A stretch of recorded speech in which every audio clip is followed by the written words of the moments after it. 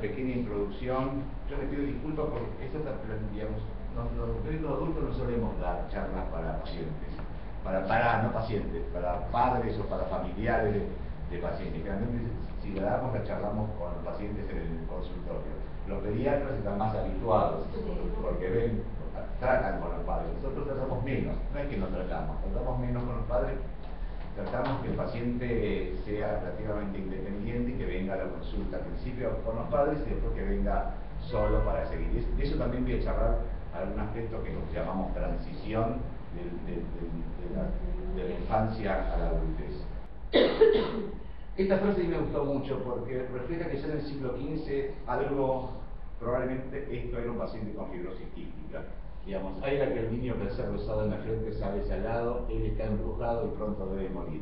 O sea que ya en esa época sabían que algunos chicos morían muy precozmente por esta enfermedad, y esto es en el siglo XV. Pero si nos vamos ya al siglo XX, digamos, Dorothy Anderson, que fue la primera que lo descubrió, digamos, que describió esta enfermedad en autopsias, ella ponía que el 70% de los bebés morían dentro del primer año de vida. Claramente esto es una enfermedad pediátrica con una mortalidad muy alta en estos años. Esto ha ido cambiando en forma muy significativa. ¿Tenemos láser? ¿Tiene acá? Sí, ahí estaba el costado. Okay. Esto ha ido cambiando. Ustedes fíjense que el número de pacientes con fibrosis quística en el 85 eran no más de 4.000 y esto ha ido ascendiendo. Esto ha ido ascendiendo porque los pacientes claramente vivían más, no es porque se diagnosticaba más tardíamente la enfermedad, sino porque los pacientes empezaron a vivir mucho más. De hecho, si uno sigue la tendencia, estos son los pacientes pediátricos, los que están en amarillo, y estos son los pacientes adultos. Ustedes fíjense cómo está creciendo la población de pacientes adultos.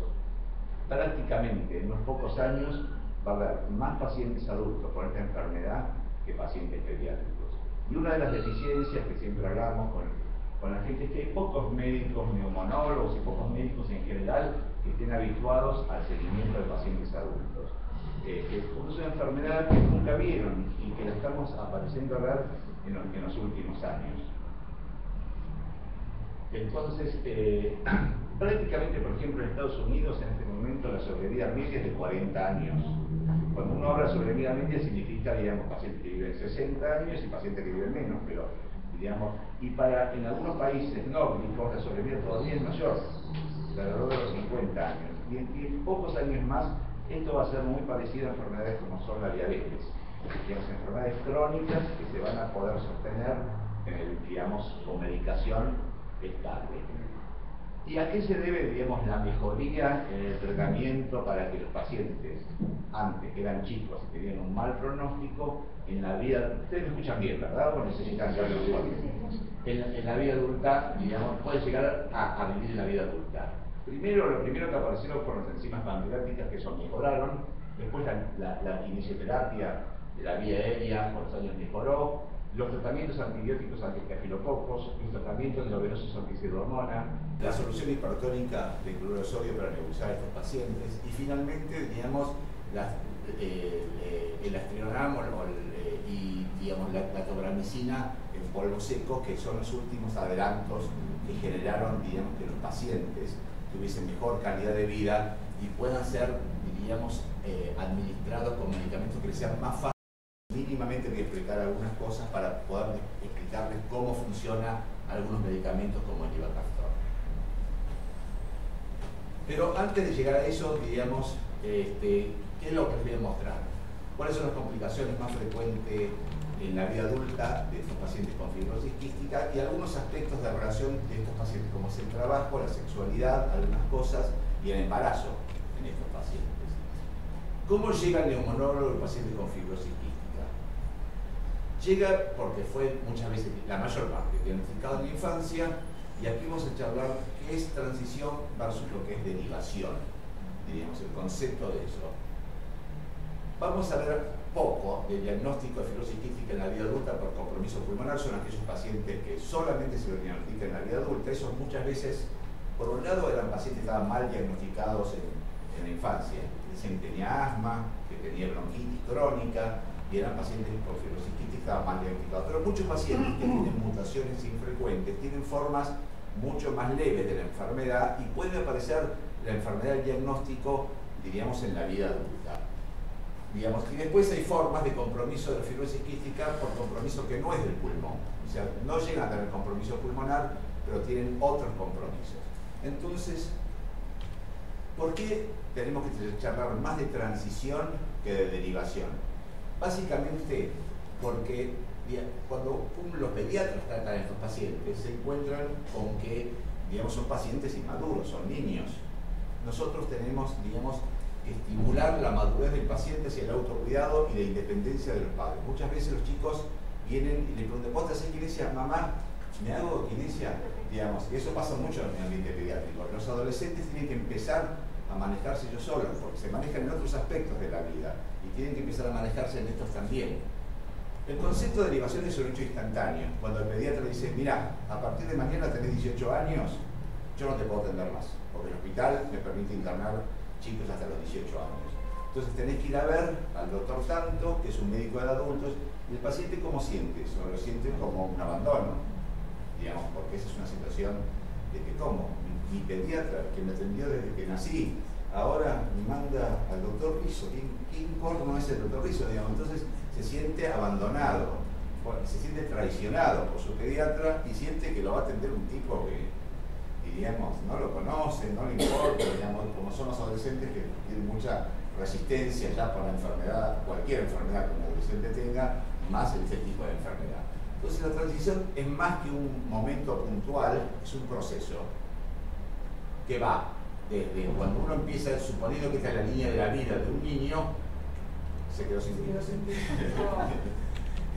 Digamos, uno se encuentra que... No, me parece que es el botoncito lo que no anda. No anda bien el botoncito, ok, ya va a salir. Diagnóstico, digamos, hay una primera etapa que claramente es manejo del pediatra. Hay una segunda etapa en donde ya el chico tiene que aprender autocuidado siendo manejado por el pediatra. Y hay una tercera etapa en donde los chicos tienen que ir viendo al médico que lo va a ver, que lo va a seguir en la vida adulta. Y eso se suele hacer en los hospitales pediátricos. Por ejemplo, yo estoy en el Hospital María Ferrer, que queda en Constitución, y tenemos al lado Casa Cuna, en el Hospital Elizalde. Entonces, ¿qué hacemos? Che, Oscar, hay un paciente que queremos mandarte el año que viene. Entonces yo voy a algunas consultas, lo veo con los pediatras, me van conociendo, diríamos, y vamos haciendo una relación con el paciente que ya no es una persona extraña, que lo viene a ver, sino que es un médico que ya lo conoce. Y finalmente, diríamos, el manejo clínico del paciente adulto, que es cuando, digamos, se pasa definitivamente. Y entonces ahí sí, justamente muchas veces, las primeras consultas, casi siempre vienen con los padres, después le pedimos a los padres, bueno, espérenlo afuera, porque a veces los chicos quieren charlar cosas que son, digamos, no son fáciles de charlar con los padres delante. Doctor, yo fumo marihuana, me hará mal, me hará bien, yo tuve relaciones y no me cuidé, que esto, que el otro, todo ese tipo de cosas que a veces, si están los padres, no lo pueden decir, algunos, otros lo dirán, pero no muchos, y de repente, si cuando van adquiriendo más confianza, lo pueden ir charlando con su médico de cabecera. Entonces hay que pensar que esto es digamos, está formado de equipos que incluyen neumonólogos, gastroenterólogos, nutricionistas, psicólogos, ginecólogos, asistentes sociales, digamos, muchas veces temas sociales muy importantes, y tiene que haber una estrecha interrelación con los equipos pediátricos. Si los pediatras tienen que participar en la primera instancia también, digamos, de esto, porque muchas veces el paciente vuelve, no, mira, el doctor eso no me cayó bien, prefiero seguir atendiéndome con vos. Y el paciente, el pediatra que dice, bueno, veniste que de alguna manera hablamos, no. Si le dice eso, vamos mal. Tiene que decirle, mirá, yo tengo confianza en el doctor Rizzo, andar a verlo de nuevo, vas a ver que es un buen tipo, que sos... Nada, digamos, la relación muchas veces no es totalmente lineal. Hay un porcentaje, como yo les contaba antes, relativamente bajo de pacientes que son diagnosticados en la vida adulta, que es un 4%. Muchos de estos pacientes, digamos, no tienen esta presentación clínica, sino que son formas mucho más frustras. Este es un típico caso de imágenes en fibrosis quística, las bronquiectasias. Esto es una tomografía computada, perdón, porque a veces yo, digamos, sigo hablando pensando que todos saben lo que es esto. Es un corte de una tomografía computada en donde se ven las dilataciones bronquiales, junto con secreciones, engrosamiento de las paredes y demás, que es donde se acumula el moco en estos pacientes y que requiere, digamos, el tratamiento específico. Esto es lo que se ve en la placa de toras convencional, con muchas marcas y líneas, con inclusive, no lo van a ver muy de cerca, pero si ustedes miran, es como un quiste que tiene un pequeño nivel, que generalmente son secreciones. Entonces, ¿qué pasa cuando uno diagnostica esta enfermedad en la vida adulta? Es que muchos de estos pacientes tienen un test de sudor en el límite de lo normal y el diagnóstico entonces no está claro para el que lo vio en su momento. O, diríamos, tienen, lo que es más frecuente, mutaciones infrecuentes. Ustedes saben cuál es la mutación más frecuente, el delta F508, la mutación genética, digamos, pero eso lo tiene el 70% más o menos pacientes con fibrosis quística. Tienen que adquirir tanto del padre como de la madre un alelo, diríamos, y entre los dos, cuando tienen los dos, es cuando hacen la enfermedad. Muchas veces puede ser que uno de los padres tenga delta F508, pero la madre tenga otro alelo, diferente, que también hay 2.500 mutaciones en esta enfermedad, o sea que no es solamente delta F508, lo que pasa es que el 70% de los pacientes son homocigotas para esta enfermedad, pero hay otros que son heterocigotas. Uno de ellos es delta F508 y otra es otra mutación distinta. Y eso hace, digamos, que tengan más o menos compromiso respiratorio. Cuando uno habla de mutaciones, lo que tienen que entender es que este es el responsable de la enfermedad. Es un receptor que se ubica, esto es una célula del epitelio, una representación de una célula del epitelio, que tiene unos pelitos que se llaman cilias. Le digo esto porque, claro, a veces yo sigo hablando y miran esto y dicen, ¿qué corno es esto que estamos mostrando? Estos son cilias, son pelitos. Estos pelitos se mueven a 1200 movimientos por segundo, digamos, son muy rápidos y arrastran la secreción de los pacientes, de cualquiera de nosotros, no de los pacientes, de cualquiera de nosotros. A nivel de la pared externa de esta célula se ubica este receptor que es como una especie de canal. Lo ven de atrás, que tiene como un agujerito.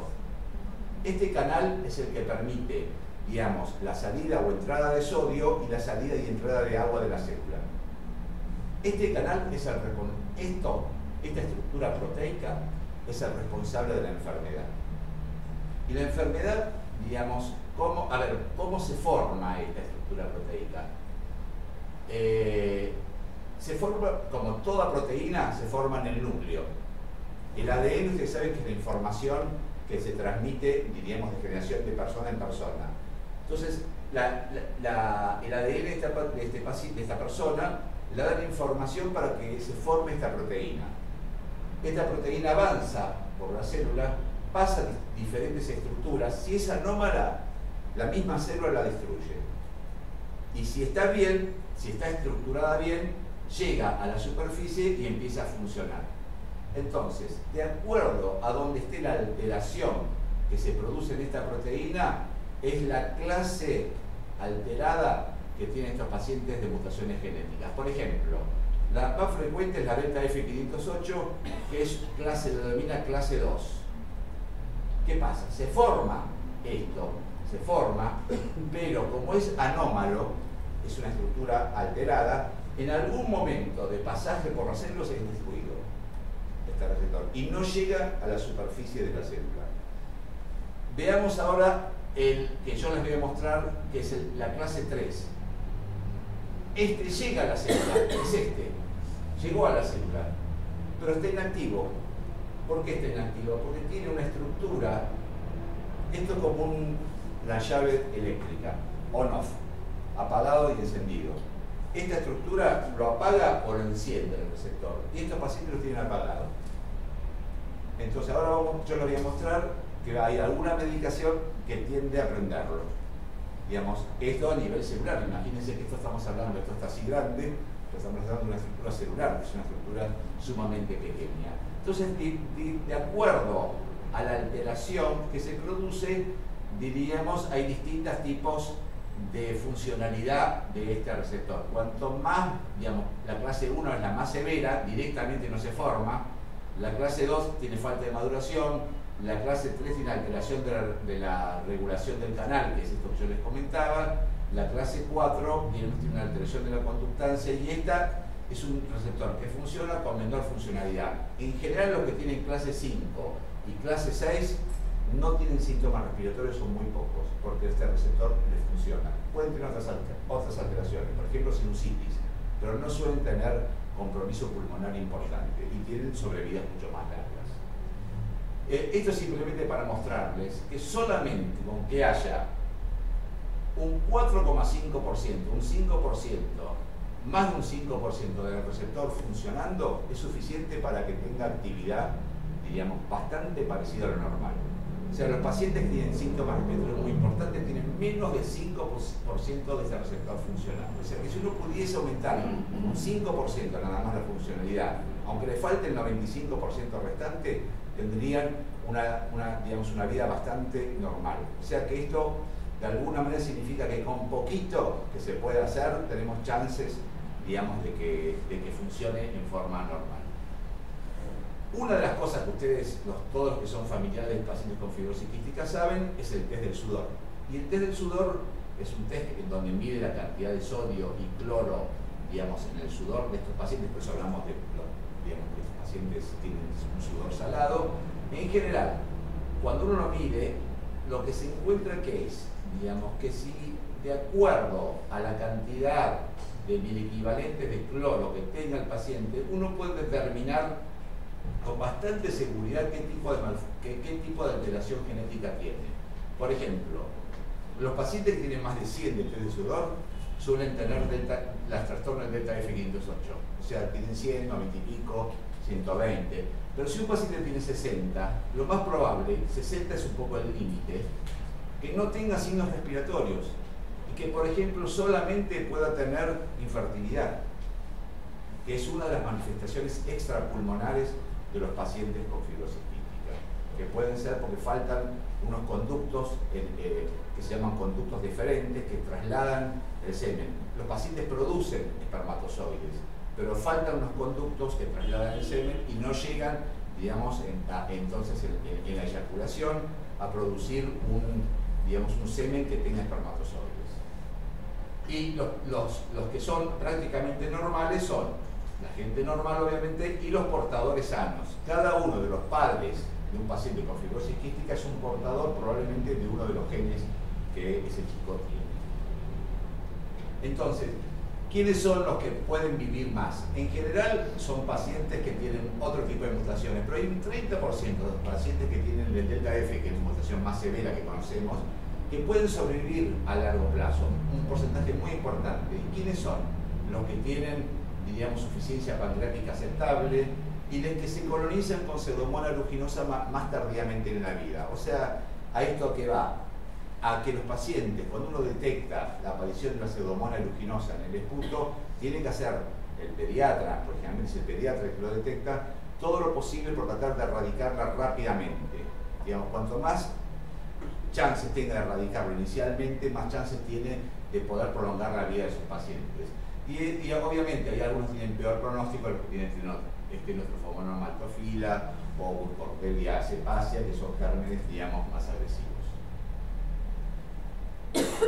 Pero también hay pacientes que tienen compromiso extrapulmonar, por ejemplo, pacientes con sinusitis. Entonces puede pasar que pasen desapercibidos para el clínico y vayan a un otorrinolaringólogo, un paciente con una sinusitis crónica. En general, si tienen pólipos nasales y ausencia de los senos frontales, hay que pensar en que ese paciente puede tener una fibrosis quística, aunque, diríamos, no tenga compromiso respiratorio. La otra cosa es la pancreatitis crónica. Hay pacientes que no tienen, digamos, insuficiencia pancreática, pero tienen pancreatitis. La pancreatitis recurrente con suficiencia pancreática es también otra forma de manifestación extrapulmonar de la enfermedad. O sea, como yo les comentaba antes, hay pacientes que se diagnostican por el compromiso respiratorio y hay pacientes que se diagnostican por el compromiso extrapulmonar.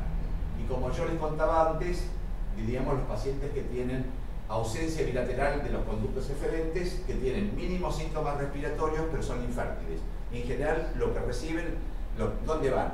Van generalmente a hacer un estudio de fertilidad con su mujer y cuando le hacen un espermograma le dicen, no, usted no tiene espermatozoides. Y ahí detectan que tienen algunas de las variantes de esta enfermedad que no tiene compromiso pulmonar.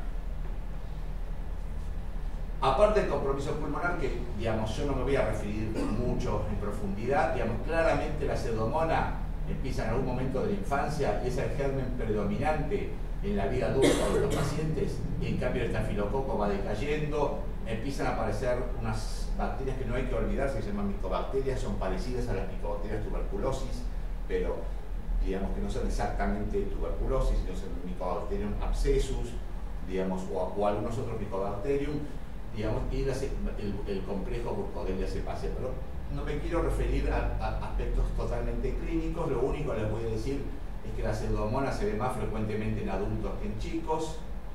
¿Y por qué se infecta a alguien en el pulmón? Cuando uno tiene, esto se acuerda de las células que yo les mostré antes, estas son las cilias, son esos pelitos que yo les lo comentaba antes existía. Sobre estas cilias hay una capa mucosa, que es la capa que se arrastra, esta cilia se arrastra. O sea, estas cilias ¿qué hacen? Se forma esta capa de moco, y esta capa de moco atrapa bacterias y eso lo sacan para arriba y hace que la gente lo trague o lo escupa en condiciones normales. En los pacientes que tienen esta enfermedad, digamos, las cilias se atrofian por el peso de esta capa, que es mucho más espesa y mucho más viscosa, digamos, y esto genera, digamos, que crezcan dentro de esta capa mucosa bacterias que son las que terminan estando en un ambiente muy específico donde los antibióticos llegan poco. Y esto genera mucha inflamación en el pulmón, estas bacterias que están persistentemente. Y esto se produce porque justamente este receptor que yo les comentaba antes deshidrata esta capa mucosa. Esta capa mucosa del receptor se la hace espesa y adherente, que es el moco que expectora los pacientes con esta enfermedad. Entonces, cuando hablamos del tratamiento de las infecciones hay que tener en cuenta que uno tiene que intentar erradicarlo precozmente. Y si no puede erradicarlo, tiene que hacer un tratamiento supresivo crónico, que es con antibióticos, digamos, que el paciente va recibiendo a lo largo de la vida, no tanto para eliminar las bacterias, sino para bajar la cantidad de bacterias que tiene en el pulmón. Y obviamente el tratamiento de las exacerbaciones. De esto no me voy a referir mucho. La Burkholderia cepacia es un germen que en general, diríamos, es muy agresivo. Hubo epidemias de algunas cepas, como la xenocepacia, que producen, digamos, un compromiso pulmonar mucho más severo, digamos, y después existe ahora para el tratamiento supresivo crónico la administración de antibióticos inhalados. Y hay varios, digamos, el Astrionam, digamos, está la tobramicina en diferentes formas. Generalmente las formas actuales que uno prefiere para estos pacientes es el polvo seco. ¿Por qué el polvo? Porque estos pacientes ya tienen mucho tratamiento con nebulizaciones, cosas que les llevan mucho tiempo. Las terapias con tobramicina incluyen la administración de formas que se pueden administrar en forma de polvo, penetran mejor en el pulmón y son mucho más rápidas y fáciles de administrar que una nebulización que tarda 15 a 20 minutos, que hay que estar limpiando los equipos y demás. Para los pacientes adultos es importante eso. Hay muchos, digamos, tratamientos desde tobramicina, Astrionam y ahora sí ciprofloxacina también inhalada. Muchos de ellos están en marcha y digamos, están en fase experimental. El otro tema que pasa con los pacientes, que uno ve menos en los pacientes chicos, pero en los adolescentes ya empieza a aparecer, es la diabetes asociada a la fibrosis quística. Claramente aumenta con la edad, digamos, cuanto más grande es el paciente, más chances tiene de tener diabetes. El riesgo potencial es en las mujeres, porque embarazo y diabetes suele ser una complicación que requiere, digamos, es un riesgo mayor para este tipo de pacientes, y casi todos los pacientes requieren tratamiento con insulina, por lo cual hay que estar muy atentos al diagnóstico precoz de la diabetes y el tratamiento adecuado. El tema de la insuficiencia pancreática no me voy a referir mucho porque ya ustedes lo manejan bien, pero hay muchos pacientes que tienen función pancreática normal, pero tienen un aumento del riesgo de pancreatitis. ¿Cómo se manifiesta la pancreatitis? Dolor abdominal intenso. Son pacientes que a veces son chicos, adolescentes o adultos que empiezan con episodios bruscos de dolor abdominal y eso puede ser pancreatitis. Hay otros cuadros como el síndrome de obstrucción intestinal distal, la colonopatía fibrosante, que después de muchos episodios de diarreas y demás, el colon se vuelve más estrecho. Esos son cuadros que se asocian.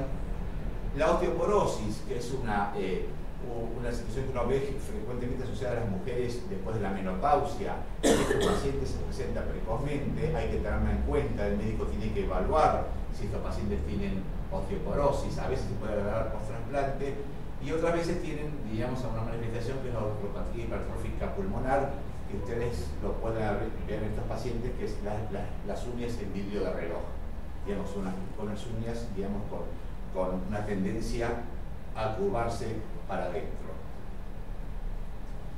Algunos aspectos de la vida del adulto, sexualidad y embarazo, digamos. Los hombres pueden ser, generalmente son infértiles, digamos, pero hay un porcentaje que pueden ser fértiles. Muchas veces eso es un tema, porque los pediatras no suelen hablar del tema con los chicos y no saben los pacientes que son infértiles hasta avanzados, entonces se encuentran esa sorpresa. Pero es un tema que hay que ir hablándolo a medida para que el chico sepa, y hay que diferenciar bien lo que es infertilidad e impotencia, porque a veces piensan, soy infértil, quiere decir que soy impotente, y no son cosas semejantes, digamos, y el riesgo potencial de que no usan preservativos que evitan otro tipo de infecciones, porque piensan, total, soy infértil, no puedo embarazar a mi novia, y se pueden pescar un SIDA o alguna otra enfermedad en ese sentido. Las mujeres tienen anatomía reproductiva conservada, pero son menos fértiles porque el óvulo, al atravesar los conductos, digamos, pueden hacerlo con dificultad. Hay que hacer un control estricto del embarazo y la búsqueda de diabetes asociado. Cuando tienen función pulmonar normal, el riesgo es bajo, los pacientes pueden quedar embarazados. Pero ¿qué pasa cuando tienen función por debajo del 50%? Esto es un riesgo alto, son embarazos que tienen que estar seguidos muy estrictamente. Y por debajo del 30, del 40% de función pulmonar, no se aconseja, digamos, el embarazo, inclusive por debajo del 50%. Hay que charlarlo mucho con la pareja porque el embarazo puede acelerar el desarrollo de la enfermedad. El trabajo y la fibrosis quística, digamos, estos pacientes claramente tienen mayor dificultad en inserción laboral, porque van al examen preocupacional y se encuentran que tienen una placa con bronquiectasia y se dicen, no, vos no podés trabajar acá.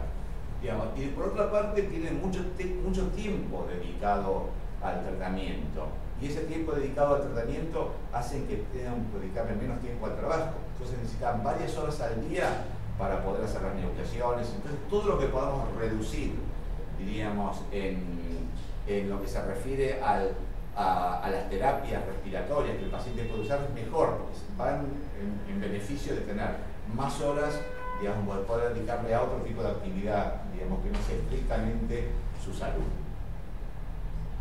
Entonces, como yo les comentaba antes, ¿qué es lo que viene de nuevo en esto? Y bueno, lo que viene de nuevo es el tratamiento con Ivacaftor. Por ejemplo, este es el receptor que antes yo les mostré en celeste, ahora está acá en amarillo. Y esto es como la llavecita que yo les decía, que lo prende y lo apaga. Este medicamento, Ivacaftor, prende esto. Y el receptor se activa. Buenísima la idea. No es útil para todos, solamente los que tienen esta mutación. Y esta mutación es relativamente infrecuente. Del 3 al 5% de los pacientes con fibrosis quística, tienen esta mutación.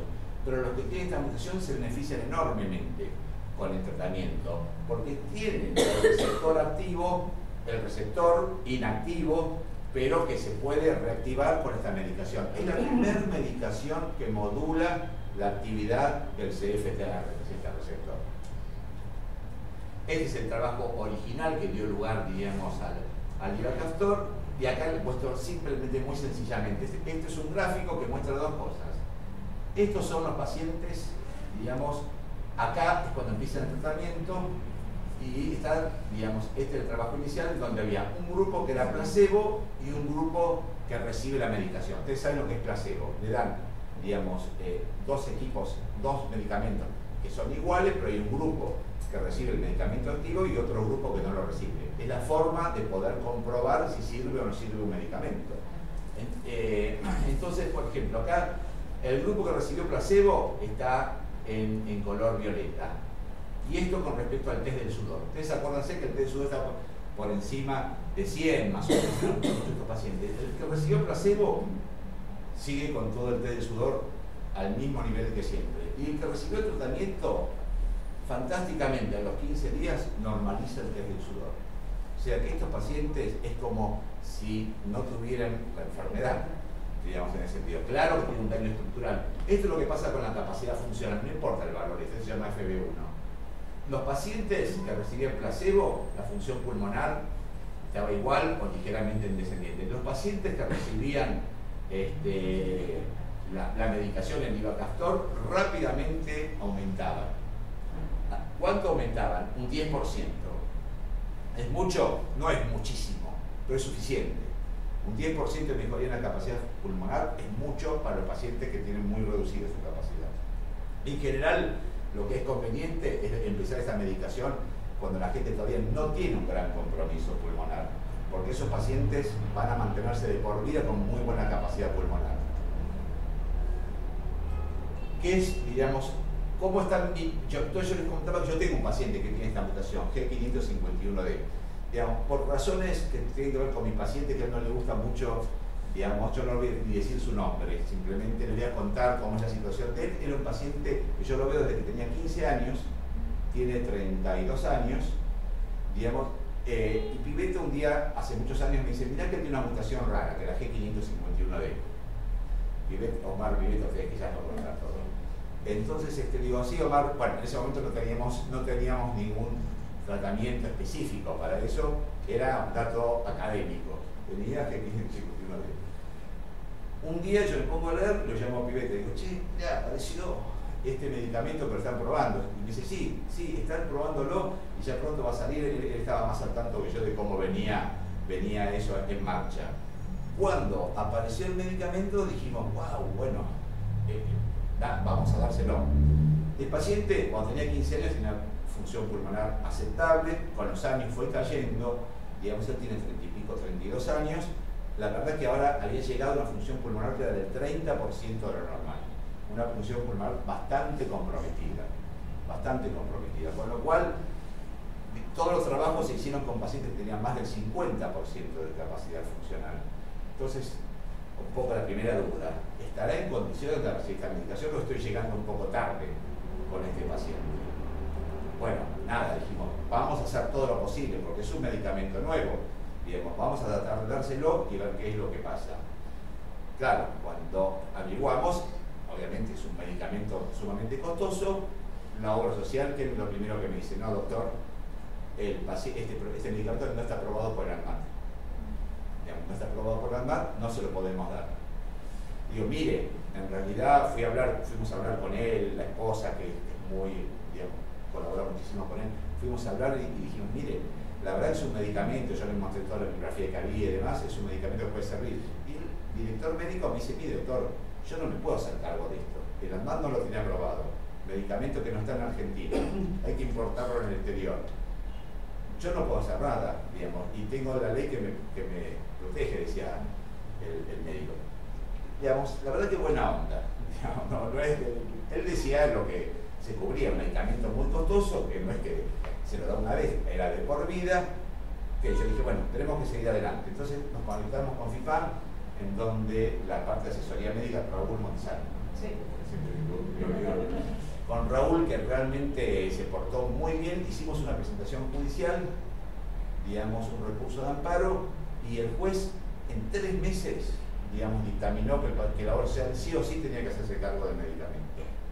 Así que una vez que el juez dictaminó eso, igual a la obra social, digamos, no termina asumiendo el costo del medicamento, porque hay todo un sistema de reintegro a nivel nacional que lo vuelve a recuperar de alguna manera. Claramente, digamos, la obra social le financia al Estado un tiempo X que tiene que hacerse cargo de pagar el medicamento, 3, 4, 5, 6 meses después lo recupera. Pero bueno, termina recuperándolo, o sea que no es que tampoco estoy distribuyendo cosa que charlábamos hace un ratito con Teresa, que a los médicos no nos debe interesar si un medicamento sale 1.000, 2.000, 50.000, 1 millón o 3 millones de pesos, porque los pacientes, si el medicamento sale 40.000 pesos o sale 3 millones de pesos, no lo puede pagar, no hay paciente que pueda pagar esos medicamentos.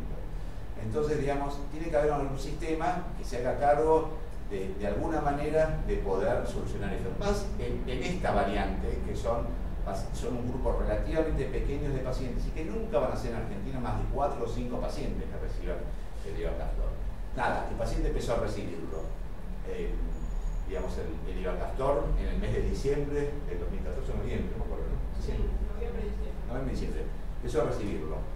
A los 15, ustedes se acuerdan que yo les mostré antes el test del sudor que se normalizaba a los 15 días. Al mes y medio le hago un test del sudor, no se normalizó. Yo digo, ¿dónde estoy? Claro, no se normalizó el test del sudor, no mejoró la función pulmonar. Digamos, estamos en una sesión compleja. Le digo, mira, lo llamo al paciente y le digo, mira, tenés que volverte a hacer el estudio genético, porque hay algo que puede estar mal. Quizás fue un error, quizás en su momento se equivocaron y te pasaron, digamos, una cosa que no era. Bueno, se hizo G551D. Ahí poco respiré más tranquilo, porque si era un error y yo había hecho semejante despelote para poder conseguírselo, nada, era G551D. ¿Qué pasa? Me comunico con Vertex, que es el laboratorio que lo produce. Ellos me conectan con todo el equipo médico de allí. Me dicen, es muy raro, doctor. Es muy raro lo que está pasando. No está respondiendo. Bueno, a ver, cambien un poco las comidas, porque no estaba comiendo con comidas grasas, hacemos un poco. Bueno, resultado. 3 meses después normalizó el test de sudor. O sea que la medicación está siendo efectiva. Normalizó el test de sudor. La función pulmonar no mejoró mucho, pero mejoró mucho su calidad de vida. Digamos, ¿por qué? Porque el paciente tiene menos expectoración, escupe mucho menos, digamos, se maneja mucho mejor en los ejercicios de rehabilitación que el paciente hace, o sea que puede hacer los ejercicios, tiene una tolerancia mucho mejor, no está todo el día tosiendo, no está todo el día expectorando, se ha fluidificado el morbo. Claro, es un paciente que tiene una función pulmonar muy deteriorada, porque lleva muchos años con la enfermedad, o sea que hay un daño estructural que no se va a poder modificar, pero mejoró mucho la calidad de vida del paciente, digamos, y yo espero poder mantener el tratamiento todo el tiempo necesario. Eventualmente alguna vez podrá llegar al trasplante, pero yo estoy seguro que hemos alejado la posibilidad inmediata del trasplante, que era inminente, a poder aguantar 10, 15 años más, digamos, sin necesidad de poder trasplantarlo. Esperemos que sea así, pero el paciente está mejorando. Eso con respecto al impaciente. Bueno, esto es el tema de las exacerbaciones con los pacientes, que claramente los pacientes que toman Ivacaftor tienen menos exacerbaciones que los pacientes que recibían placebo. Y ahora, como ustedes ya muchos de ustedes saben, acaba de aparecer, aprobado por la FDA, una asociación, que es el Lumacaftor con el Ivacaftor. Esta asociación ya no solo no está pensada para el G551D, sino que puede ser para el Delta F508. Y este es el trabajo preliminar, en donde se ve que los pacientes que reciben Lumacaftor, que son los que están en verde o en celeste, con respecto a los placebos también tienen una mejoría. Pero ustedes fíjense, este es el cambio del FB1. Fíjense cuánto cambia, de 0 a un poco menos que 4%. Yo les voy a volver atrás para que veamos cuánto cambia en los pacientes que tenían G551, de 0 a 10. O sea, ¿qué significa esto? Que el cambio, la modificación que hay, es bastante menor que la que se observa con el G551D.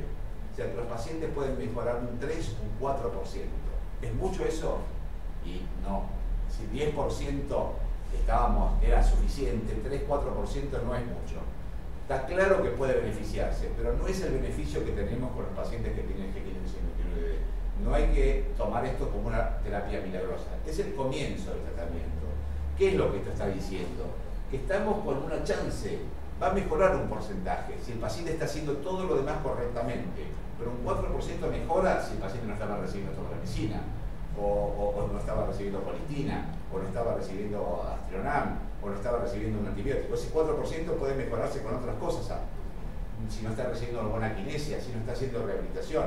Entonces, antes de empezar a pensar en esta alternativa de tratamiento, hay que pensar que el paciente tiene que estar bien tratado, con todas las cosas previas, porque si no, digamos, la mejoría que va a lograr no va a ser una mejoría espectacular, no vamos a esperar en esto un gran cambio. Algo de cambio puede haber, y esto igual de cualquier manera, más allá de todo, nos abre las puertas, diríamos, a la posibilidad de que en el futuro tengamos otros nuevos moduladores puedan ser más efectivos, porque claramente acá lo que tenemos que evitar es que en la célula se destruya ese CFTR en el trayecto que va desde el núcleo hasta la superficie de la célula, para que cuando llegue, diríamos, pueda ser reactivado, por ejemplo, por Ivacaftor, que eso es lo que está tratando de hacer, pero todavía nos falta para lograr eso. No mucho más que eso para contarles.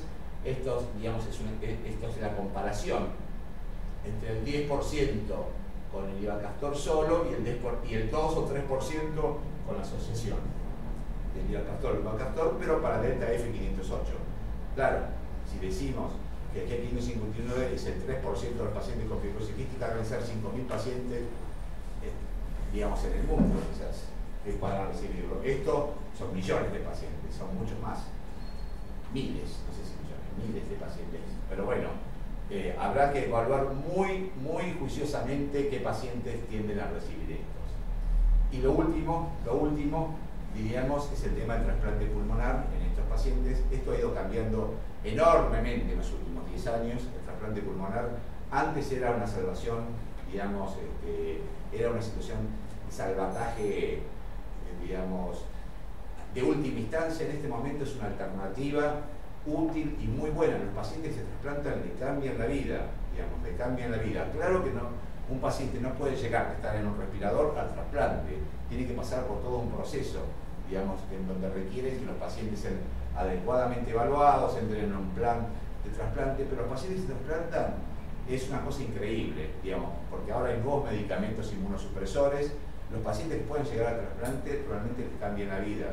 Los 4, 5, 6 pacientes que se han trasplantado míos en los últimos 4 o 5 años, uno verlo una semana antes del trasplante y verlo al segundo día del trasplante, que están sin oxígeno, sentados en la cama de terapia, y también a unos realmente lo emociona.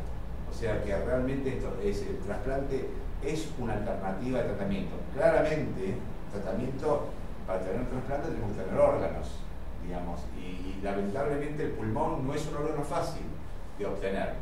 Es más fácil tener un riñón, mucho más fácil una córnea, mucho más fácil, digamos, otros órganos, pero el pulmón justamente es el órgano que primero se deteriora en el dador, con lo cual muchos de los potenciales dadores no sirven para trasplantar pulmón, pueden servir para trasplantar otros órganos, pero no para pulmón. Entonces, nada, es un tema, la concientización de que cada uno de nosotros tenemos que poder ser potenciales dadores para que haya más pulmones en estos pacientes. Así que bueno, más o menos la idea de lo que es la enfermedad en los adultos, y yo, si quiere, charlamos las preguntas o los comentarios que puedan surgir de estos. Les agradezco la atención.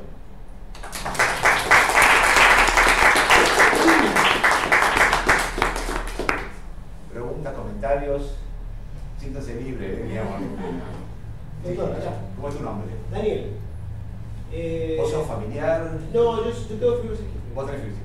Bueno, tengo 40 años y me atiende pibeta de los 12. Sí. Y el tema mío es que soy FDT 508 barra signo de pregunta. No sé cuál es el otro gen. Gracias. ¿Qué pasa? En el estudio molecular no me salió. Porque no hacen todo, hacen 20, creo. ¿Cuántos pacientes lo hicieron? Y hace un año. Ah, no. Lo hicieron con más de 600 mutaciones. Menos, no. 600 mutaciones. No, menos. Yo soy Patricia. No, porque ahora ahí se puede hacer con 600 mutaciones. Bueno, Sí. eso sabe más. Entonces estuvimos Es hablando más, con Maya. hoy le mandé un mail a ella sin saber qué era. Y nos Bueno, encontramos acá. Claro, pero. Entonces el tema es que el Ivacaftor, tengo entendido, que es para delta 508, pero cuando ya se sabe la otra mutación. ¿Es así? Bueno, no. No. El Ivacaftor solo Sola. es para G551D. Nada más. Solamente, hay otras. Hay otras, mutaciones. que son todavía menos frecuentes. Ah, claro, sí, pero no son Ahora son 9. Sí, no las conozco, digamos, pero son Menos menos del 1%. frecuente La más que la frecuente de estas es la G551D. Claro. Hay otras mutaciones, sabía que hay 3 o 4, ya dicen que hay 9. Sí, sí. Hay 9, por eso no sé nada, pero es para eso. El Ivacaftor, es para delta F508 homocigota. Las dos tienen que ser la misma. Claro. No sirve para el que es ¿Y si es heterocigota? No. No, sí, Todavía no hay embrión. No hay todavía alternativa. Es para los que son homocigotas para el TF508.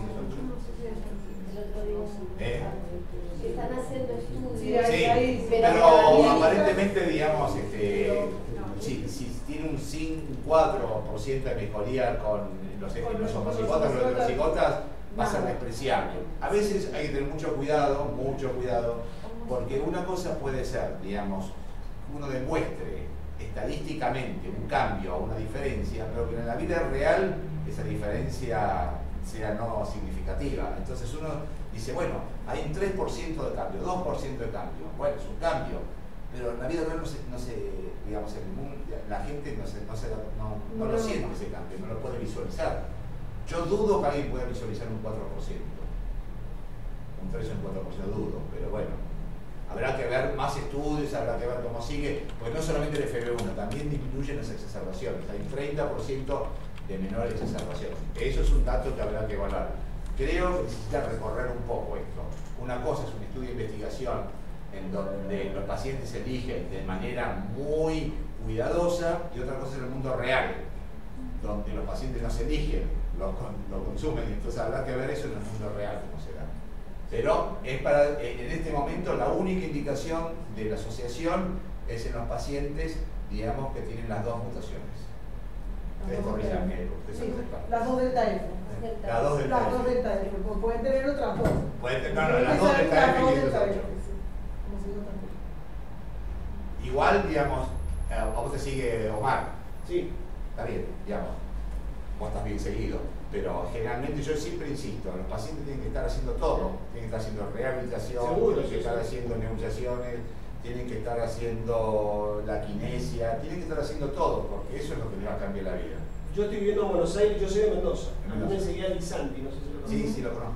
Lisanti me seguía en Mendoza, ahora hace 6 meses que vivo acá, pero siempre viajaba con bicicleta, ¿no? Para hacer la ruta. Y tenía esa duda siempre, porque claro, no sé la otra parte. Soy Claro. FDTK2, pero lo otro no sé. Imagínate que hay más de ¿cuántas mutaciones hay? Sí, Van 2500. variando. Van variando. O sea, que son 36 que hacen ustedes en Rivadavia, Sí, sí. pero hay 600 que se hacen, Claro, por ejemplo, De todas maneras hay que Paraná. tener en cuenta Sí, que ahora independientemente de está la siendo masiva. cantidad de mutaciones, solamente hay 5 mutaciones Claro. a nivel mundial que superan el 1% Sí, de los claro, pacientes. claro. Entonces, todas las otras mutaciones aparecen en una familia, en 2 familias a nivel mundial, con lo cual, de repente uno dice, hago 36, hago 10, hago 600, pero el porcentaje que se cubre con eso Claro. no varía terriblemente. Sí, cuando uno entra en las nuevas tecnologías, eso sí, ya ahí la cosa cambia. Ya se ve todo el gen que hablamos. Una pregunta la edad del paciente. O sea, hablamos que esto no soluciona el deterioro de base, digamos. Sí. Se están creo que decía el otro día, a partir de los 12 De los años 12 se años puede para- Es lo que usar está la- El estos- Rocambi es Sí. 12 años. Perdón, ¿cuál? Sí. Sí, la el 12 años. laboratorio. Creo que está aprobado Para para 12 años. Y me ¿Por qué parece- ponen 12 años y no 11 o 10? Porque es la edad donde se hacen los estudios. O sea, se hizo estudios de 12 años Claro. y ahí es más. ¿Qué sé yo? Claro. Se Y hizo los estudios creo con que es a el partir de FB1 12 mayor años. del 50%. Claro. Es la edad límite que ponen por la aprobación, pero de cualquier manera un paciente con un 40% seguramente puede beneficiar, un paciente con 11 años quizás se pueda beneficiar también. Claro, por eso digo, O 10. lo interesante de empezar en los casos en que se pueda usar lo antes posible. Totalmente. No es lo Y mismo, eso por ahí ejemplo, también lo tiene que entender la este paciente mío que tiene 32 años y menos del 30% de FB1 que el paciente que tiene Omar, que tiene otro paciente con G559 que está en trámite, se puede decir, estaba en trámite para conseguirlo, que tiene una función, tiene 5 años y tiene una Claro. función pulmonar normal. Ese chico seguramente va a tener una calidad de vida toda su vida totalmente diferente a la que podría haber tenido en otras circunstancias. Cuanto antes empiece, como cualquier tratamiento, cuanto antes empiece, mejor. Una pregunta saliendo del tema genético. Sí, Con respecto a la tobramicina. sí, La tobramicina en polvo, esa nueva, Sí. ¿mejora de alguna forma, además de la practicidad y la facilidad de uso y todo lo demás, con respecto a resistencia o no de la Pseudomonas. Le menciono el caso concreto de mi hija, Sí. que justamente durante bastante tiempo estuvo haciendo los tratamientos de nebulizaciones con la tobramicina Sí. inhalada normal, y últimamente han descubierto que es resistente, Sí. porque tiene una cepa mucosa muy resistente. Sí. ¿Hay alguna mejora? Bueno, a ver, cuando uno habla de resistencia se refiere cuando uno administra antibióticos en forma endovenosa. ¿Por qué es la diferencia? Porque la tobramicina que se administra por forma inhalada alcanza 100 veces mayor concentración en la vía aérea que cualquier administración por vía endovenosa. Entonces, lo que pasa en realidad, aunque sea resistente a la tobramicina in vitro, no lo es in vivo, porque las concentraciones que se alcanzan en la vía aérea son muy altas y suele sobrepasar, es un aluvión de antibiótico que le llega al germen.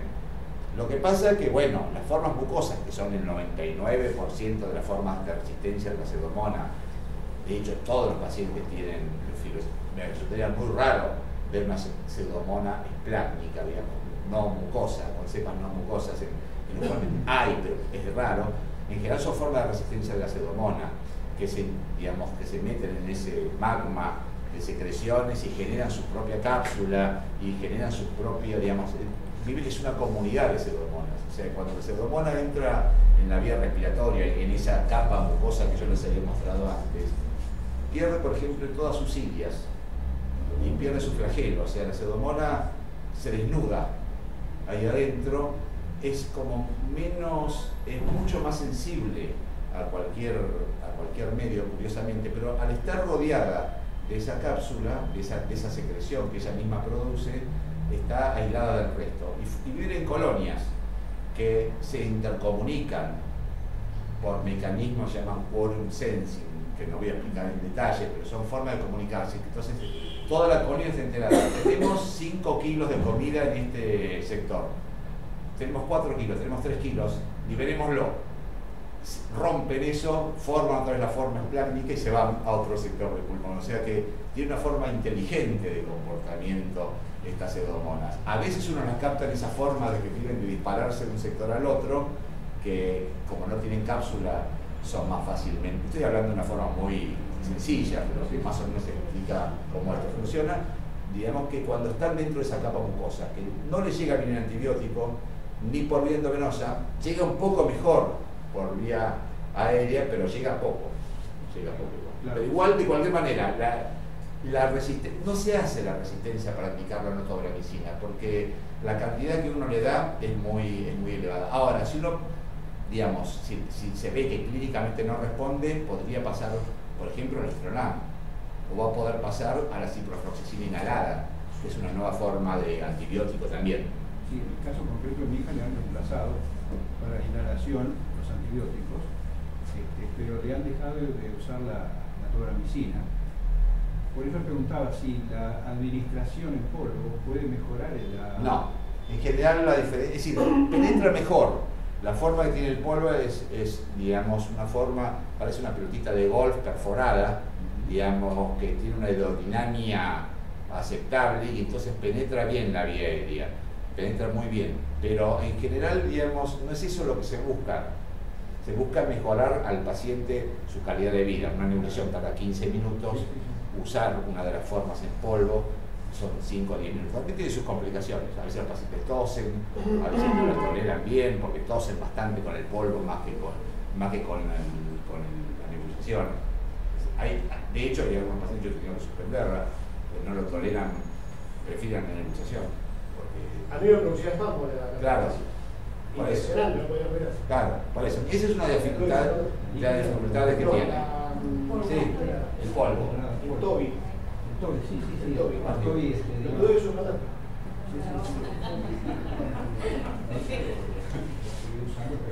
Yo me quedó algo que dijo con respecto a que logró mejorar un poco el test del sudor o Sí, lo normalizó.